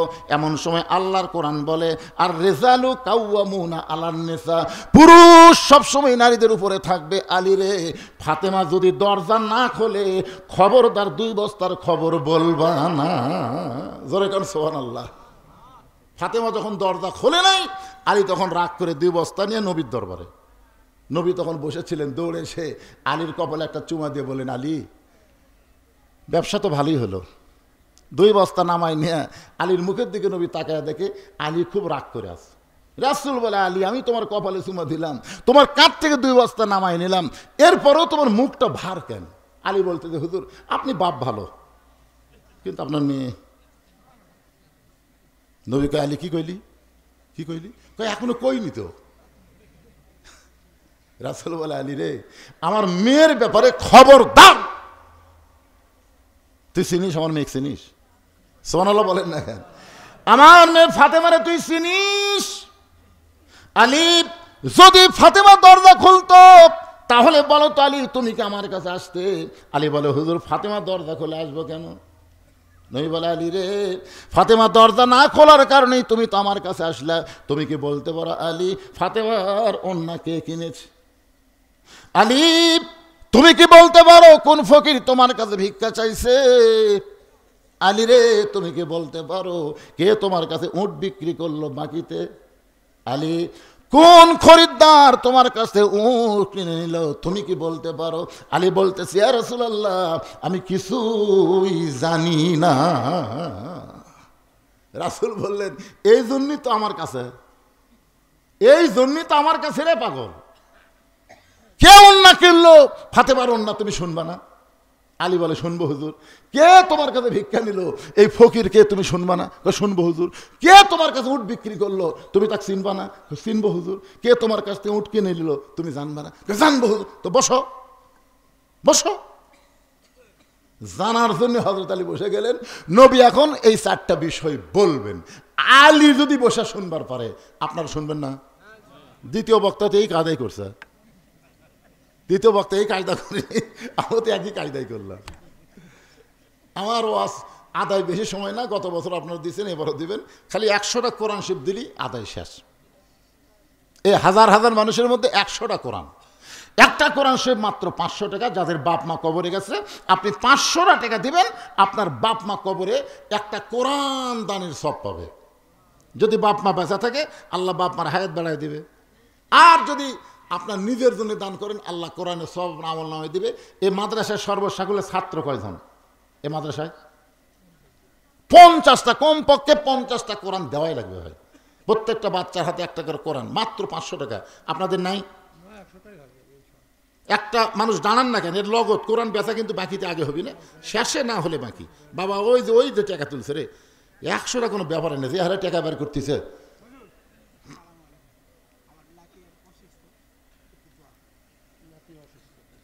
একজনও নড়াচড়া করবেন না। হযরত আলী বসে আছে, আলী বসে আছে, নবী বলবে, আপনারা শুনবেন না। আর ওই অভিযোগের তো 4 নম্বরটা এখনো পড়ে আছে। আমি একটা ওয়াজও রেখে যাবো না, সব কমপ্লিট করবো ইনশাল্লাহ।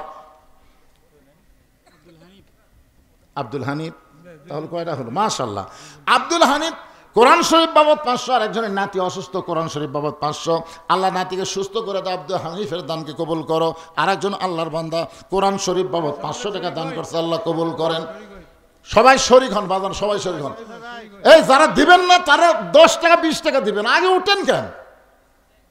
আল্লাহ ইচ্ছা করলে প্যারালাইসিস দিবার পারে না, জনগণ পারে না? পারে কি পারে না? আপনি বাড়ির যাওয়ার আগে হয়তো হাসপাতালে যাওয়া লাগতে পারে। এত সাহায্য মানুষ করতে, হাসিনা দেখেও শিখলো না রে, এরা হাসিনা দেখেও কিছু শিখলো না। এত ক্ষমতার বাহাদুরি, অথচ 12 আইটেমের তরকারি। কিরে একটু উঠে আসে দেখ, ছেলে ফেলে নামলে খালি 10 টাকা দিই ভাই। গোটাল গামছা গুনে হবে 2000, আর এখানে 4 জন আল্লাহর বান্দা দেখেন কি হারে টাকা দিচ্ছে, 1 টাকা খুরসে আছে। মাশাআল্লাহ, আল্লাহ তোমার পাগলেরা কোরআন শরীফ বাবদ দান করতেছে, আল্লাহ দানকে কবুল করেন। যারাই 500 টাকা দিবেন আল্লাহ একটা কোরআন দানের সওয়াব তার আমল নামায় দেখ। আর এই যে মাদ্রাসা বিল্ডিং দেখছেন, মাদ্রাসা সিমেন্ট লাগবে। এই 1 বস্তা 2 বস্তা করে সিমেন্ট দিবেন, একটা হাত তুলে বলেন না কেন? আল্লাহ নবীর ঘর কোরআনের মাদ্রাসা, সেই ঘরে আপনার একটা সিমেন্ট লাগবে, আর আপনি না দিয়ে বসে আছেন। হাত তুলে বলেন হুজুর আমি এই আল্লাহ নবীর ঘরে আমি 1 বস্তা 2 বস্তা সিমেন্ট দেবো। একটু বলেন আল্লাহর রাস্তায় বলেন, কত টাকা কত দিকে চলে যাবে? দেন আল্লাহর রাস্তায় দান করেন, দান করলেই তো আল্লাহ বরকত দিবে। একজনে দিল না, দুইজনে 2টা কোরআন শরীফ বাবদ 1000 টাকা দান করছে, আল্লাহ কবুল করেন। কি নাম বাপ জানেন? হ্যাঁ, হাসান মোল্লা 2 বস্তা সিমেন্ট, জোরে বলেন মারহাবা লিল্লাহি আকবার। হাসান মোল্লা তাই শুরু হলো। আর কেউ আছেন এখানে আপনাদের মধ্যে? একটু বলেন আল্লাহ নবীর ঘর। আল্লাহ যেই লোকটা আগে উঠলো, এই লোকটার দেখা দেখি যত লোক উঠবে আল্লাহ সমস্ত লোক ওটার পাপ তার কান্দর দিও আল্লাহ। ওটা এই দান আদায় করার সময় তাই ওটা শুরু করলো, ওটা বাড়ির দিকে যাচ্ছে, আল্লাহ সব পাপ ওর কান্দ দিও আল্লাহ। হোসেন ডেকোরেটর 2 বছর সিমেন্ট দান করবে, আল্লাহ তার দানকে কবুল করে। এটা মাদ্রাসার জন্য। আমি যখন ওয়াজ করছি আপনার কন্ত ছোট 2-1টা বাচ্চা নড়াচড়া করছে, একটা মানুষকে আপনি উঠছেন, তাহলে ওয়াজের চাইতে দান কি খারাপ? আরে ওয়াজ তো এখানে শুনতেছেন, দান হচ্ছে আখিরাতের প্রতি পূর্ণ বিশ্বাস। আপনি কি মনে করছেন 500 টাকা দিয়ে শয়তান আপনি বুঝাইনি মিন শারিল ওয়াসওয়াসিল খান্নাস, শয়তানকে বসে আছে 500 টাকা দিয়ে হাফ কেজি গোস্ত হবি রে, 3 পোয়া গোস্ত হবি রে, কিন্তু আপনি কিসের গোস্ত রে? জান্নাতের জামা।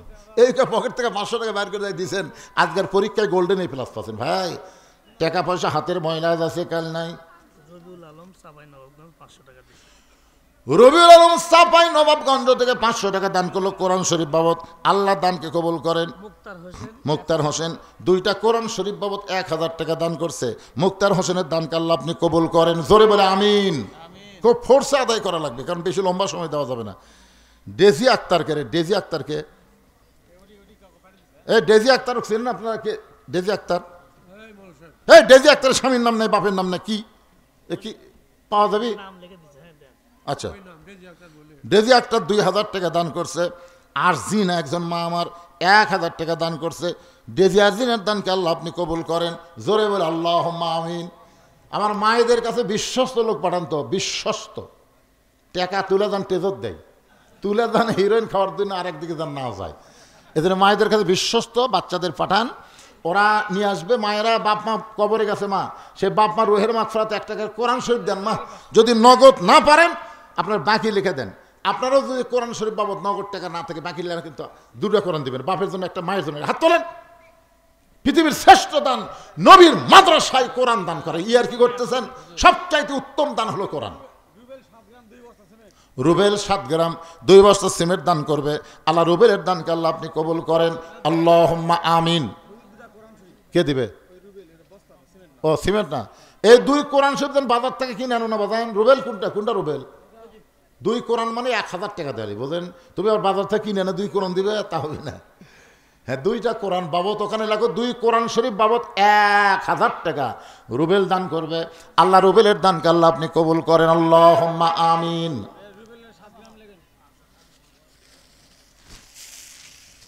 আজহার কি দিল? মাশাআল্লাহ, দেন বাকি দেন, লিখে দেন। আজহার 2টা কোরআন শরীফ বাবদ 1000 টাকা দান করলো। আল্লাহ আজহারের দানকে আল্লাহ আপনি কবুল করেন। আল্লাহুম্মা আমিন। একটু হাত তোলেন না, কেন পকেটে টাকা নাই? হাত তোলেন। একটা কোরআন শরীফ বাবদ 500 টাকা দিবেন, অথবা 1 বস্তা সিমেন্ট দিবেন। আল্লাহ তোমার একজন বান্দা নগদে 500 টাকা কোরআন শরীফ বাবদ দান করলো, আল্লাহ দানকে কবুল করেন।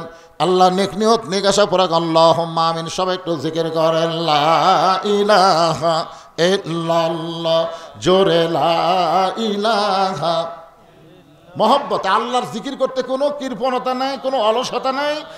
জবান খুলে মৃত্যুর সময় আল্লাহ যেন এই কলেমাটা আমাদের জবানে জারি করে দেয়। যারা বলেন সুবহানাল্লাহ। কি মাহমুদুল 1000 টাকা 2টা কোরআন শরীফ বাবদ 1000 টাকা দান করবে, আল্লাহ তার দানকে কবুল করেন। লা ইলাহা। পাহাড় পর্বত নদ নদী এ নামে গায়ে নিরবধি, আমার আল্লাহ নামের এতই মধু, আল্লাহ নামের এতই জাদু, লুকিয়ে রাখছেন হে আল্লাহ। জোরে লা ইলাহা লা ইলাহা ইল্লাল্লাহু মুহাম্মাদুর রাসূলুল্লাহ। সাইদ ইবনে আমির বলে, ইয়া আমিরুল মুমিনিন, আমার বাড়ির দরজায় এসে মানুষ ডাকাডাকি করে, বিপদে পড়ে আমাকে ডাকাডাকি করে, বা কোনো প্রয়োজন আমাকে ডাকাডাকি করে। আজকে জীবনের প্রথম শুনলাম, এর আগে কোনোদিন আমি শুনিনি। ওমর ফারুক বললেন, ঘুমায় গেলে তো শুনবা কেমনে? মানুষ যখন ঘুমায় যায় তখন মানুষের শ্রবণ শক্তিও কমে যায়, ব্রেন শক্তিও কমে যায়। সাইদিন আমের বলে, আমিরুল মুমিনিন, আমি রাতের বেলা কোনোদিন ঘুমাইনি। সুবহানাল্লাহ। কেন? তাহলে না ঘুমায় তুমি কি করো? হুজুর, হ্যাঁ এখন যেগুলো ধরেছেন এখন ওয়াজ শুরু হয়ে গেছে, ব্যাগ দেননি? এটা বলা লাগে কেন পাগলারা, এই ব্যাগের কথা বলে বলা লাগে, তখন আদায় শুরু হয়ে গেছে ব্যাগ, এই ব্যাগ নামে রেখে বাচ্চারা মাথা, বাচ্চার খুঁটে রে ওই দরজার রেখে খেলা করছে সবগুলো। এরা মাহফিলে বসলে তাও লোকজন দেখা যায়। হ্যাঁ, এই ব্যাগলা নামো, কিঞ্চিত হলেও দিবেন, আপনি অল্প হলেও দিবেন, কিন্তু দান বাক্স দেন ঠেলা মারেন না, দিবেন ব্যাগের মধ্যে 10 পারেন, 20 পারেন, 50 পারেন, 100 পারেন, হতে পারে জীবনের শেষ দেওয়া। আমার ওস্তাদ বলতেছেন বারবার, শরীক হন, জীবনের শেষ দেওয়া মনে করে দেন বাবা, সবাই দিবেন, পকেট থেকে বার করেন, একবার দিছেন আবার দিবেন, অসুবিধা কি, দেন, আল্লাহর রাস্তায় দেন, মা বোনদের কাছে যাবেন, সবাই দিবেন। আসেন, সাইদি নামের বলে আমিরুল মুমিনিন, আমি ইয়ামিনের সবচাইতে বড় মসজিদের 5 ওয়াক্ত নামাজ পড়াই। আমি যখন নামাজ পড়াই তখন নামাজ পড়াই ঠিকই, কিন্তু নামাজের মধ্যে ঢুকতে পারি না। আল্লাহ রাসূল যখন বললেন আনতা বুদুল্লাহ কান্নাকা তারাহু ফাইল্লাম তাকুন তারাহু ফাইন্নাহু ইয়ারাকা, রাসূল কিন্তু এটাও বলেছে আসসালাতু মিরাজুল মুমিনিন, নামাজ হচ্ছে মুমিনদের মেরাজ। আর আল্লাহ কোরআনে বলেছেন ওয়াসজুদ ওয়াক্তারিব, সেজদা বান্দাকে আল্লাহর নিকটে নিয়ে যায়। জোরে কোন সুবহানাল্লাহ, সুবহানাল্লাহ কোন না কেন? এটা কি আমার কথা কইলাম? আমার কথা, বুখারী শরীফের হাদিস, আনতা বুদুল্লাহ কান্নাকা তারাহু ফাইল্লাম তারাহু ফাইন্নাহু ইয়ারাকা। আবার কোরআনে আল্লাহ বলছেন ওয়াসজুদ ওয়াক্তারিব। একটু খেয়াল করেন, সাইদ ইবনে ওমর বলেন আমি 5 ওয়াক্ত নামাজ পড়াই, নামাজের মধ্যে ঢুকতে পারি না, কারণ যারা ইমামতি করে তাদের মুসল্লির খেয়ালে নামাজ পড়ানো লাগে, ঠিক কিনা বলেন? কার খেয়াল? এ কথা কন না কেন, কার খেয়াল? মুসল্লি। আর মুসল্লিরা ইমামের পেছনে নামাজ পড়ে, ইমামকে খেয়াল করার দরকার আছে না নাই? ইমাম যদি সেজদা থেকে মাথা তোলে আর মুসল্লি ব্যাগ খেয়ালে মাথা সেজদাতেই থসে, নামাজ হবে? আপনি যখন একটু দায়িত্ব বিহাজাল ইমাম হবেন তখন ইমামকে খেয়াল করা, তাহলে 5 ওয়াক্ত নামাজ কি আল্লাহর মধ্যে ঢোকার নামাজ না, 5 ওয়াক্ত নামাজ হচ্ছে ট্রেনিং নেওয়া। সুবহানাল্লাহ বলেন। 5 ওয়াক্ত নামাজ হলো ট্রেনিং। ইয়ামিনুল মুমিনিন, রাতের বেলা আমি আল্লাহর নামাজে দাঁড়িয়ে যাই, আর সেই নামাজের মধ্যে আল্লাহর কোরআন শরীফ পড়ি। যখন কোনো বান্দা আল্লাহর কোরআন পড়ে, সে যদি একটুখানি কোরআনের মধ্যে ঢুকতে পারে, তাহলে দেখবে শুধু যদি একা পড়তেছে না, আল্লাহ তাআলার কালাম পড়তেছে, কালামের জবাব পর্যন্ত আসতেছে। ধরে কারণ সুবহানাল্লাহ। আচ্ছা, আমরা যারা হজ করছি, আমরা নবীকে যে সালাম দেই, রওজা মোবারকে সালাম দেই না, আসসালামু আলাইকা রাসূলুল্লাহ, নবী যে সালামের উত্তর দেয়, আমরা কি কোনোদিন শুনবার পাচ্ছি? শুনবার পালে ওর থেকে লড়বি, কিন্তু উত্তর দেয়, উত্তর নবী দেয়।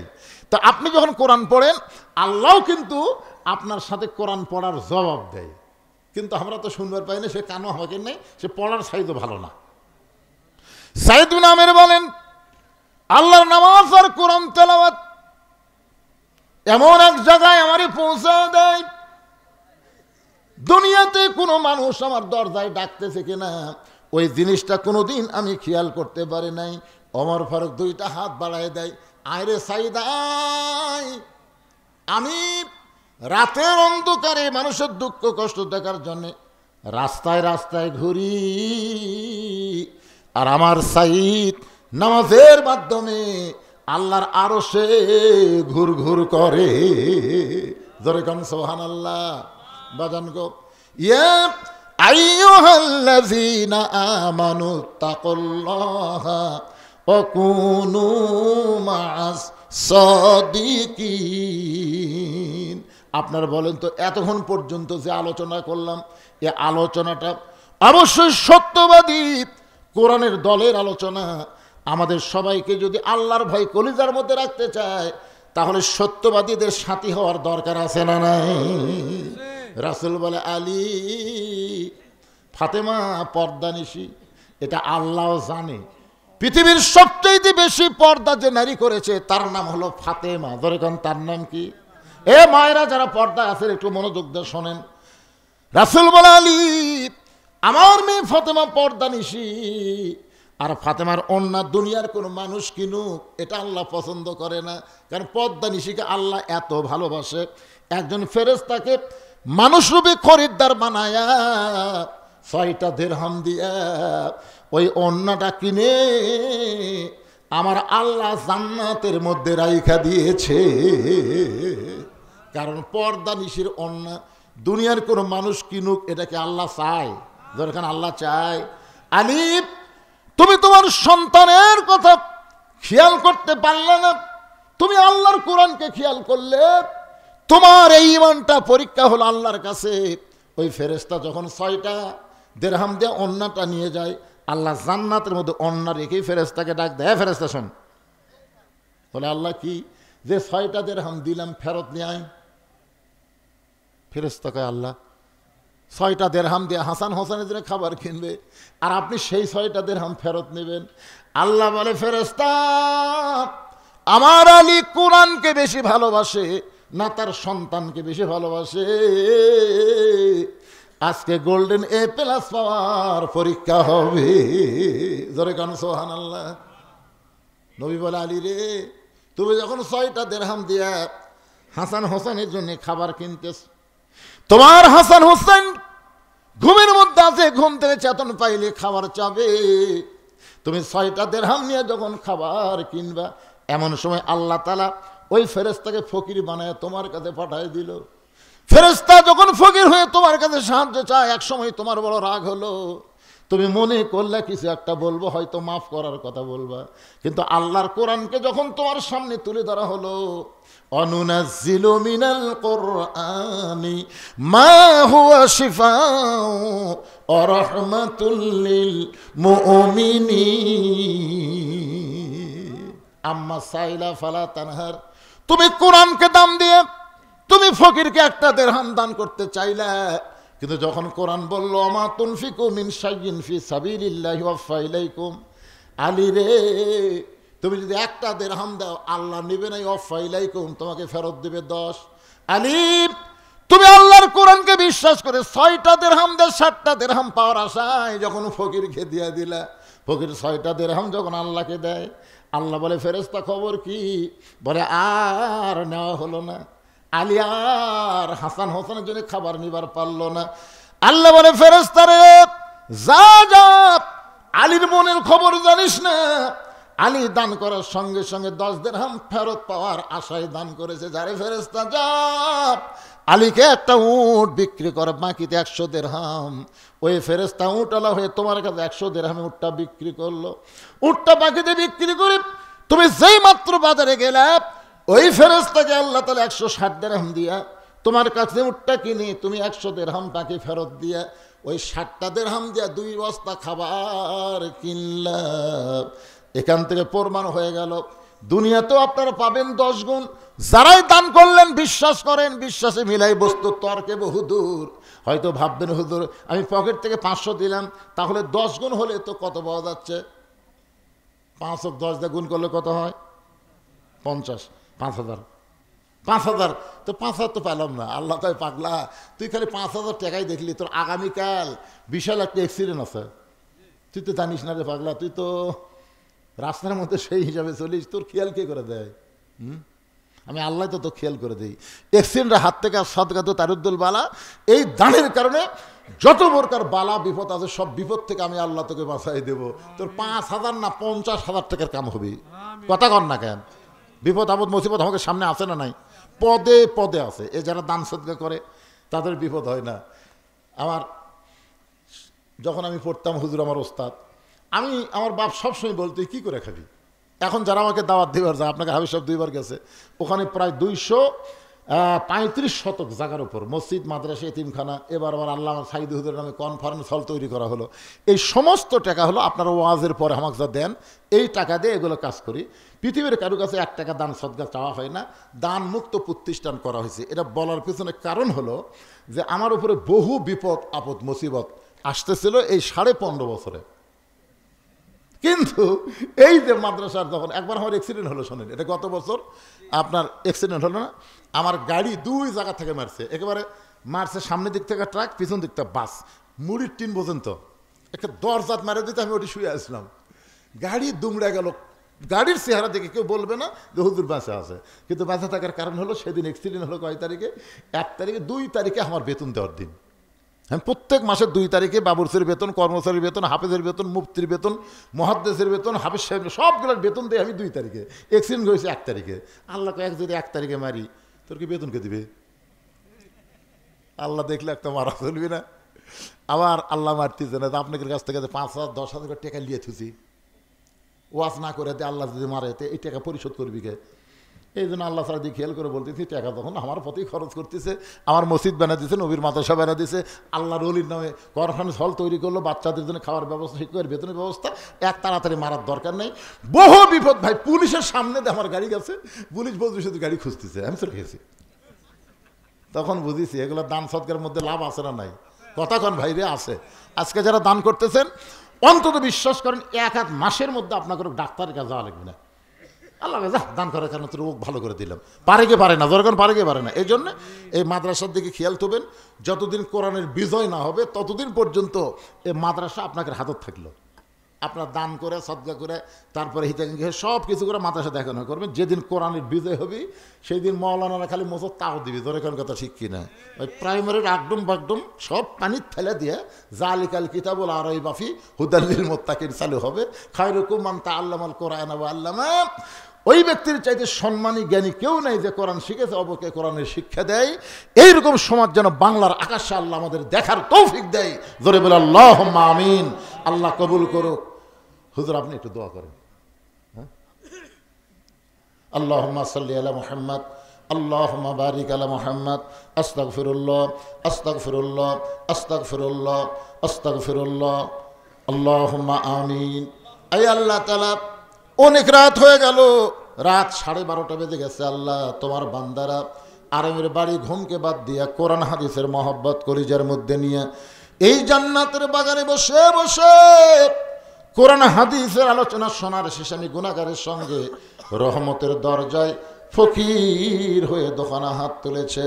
মেহেরবানি করে আজকের মাহফিল আমাদের সকলের হেদায়েতের জন্যে, নাজাতের জন্যে, জান্নাতের জন্যে কবুল করো।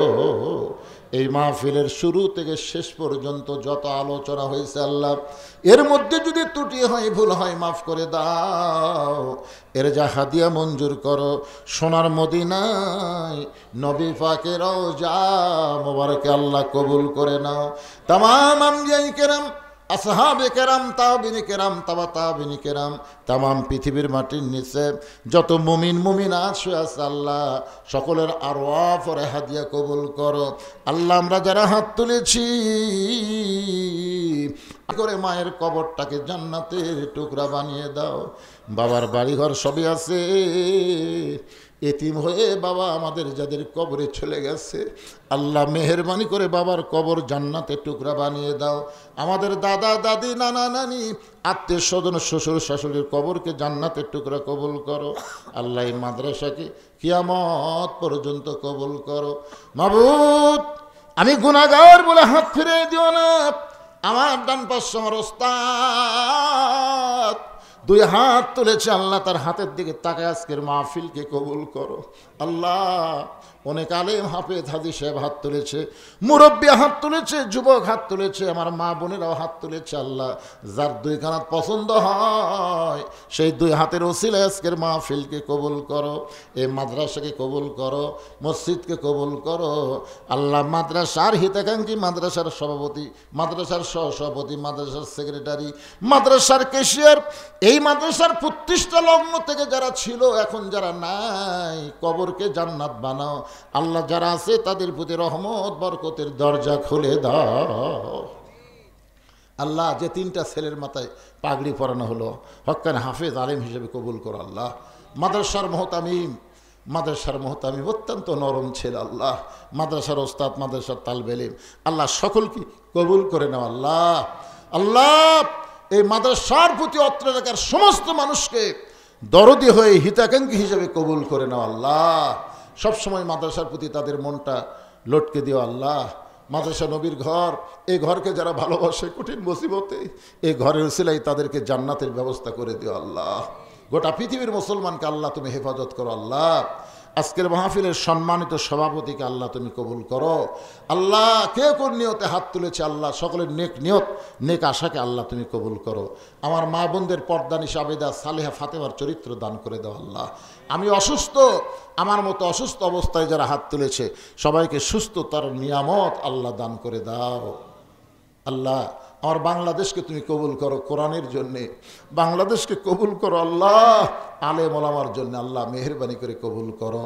সুবহান রাব্বিকা রাব্বিল ইজ্জাতি আম্মা ইয়াসিফুন ওয়া সালামুন আলাল মুরসালিন আলহামদুলিল্লাহি রাব্বিল আলামিন। ওয়াজাল আখিরাতি কালিমাতুন ইনদাল মাউতি। সকলে পড়েন লা ইলাহা ইল্লাল্লাহু মুহাম্মাদুর রাসূলুল্লাহ সাল্লাল্লাহু আলাইহি সাল্লাম। আসসালামু আলাইকুম ওয়া রাহমাতুল্লাহি ওয়া বারাকাতুহু।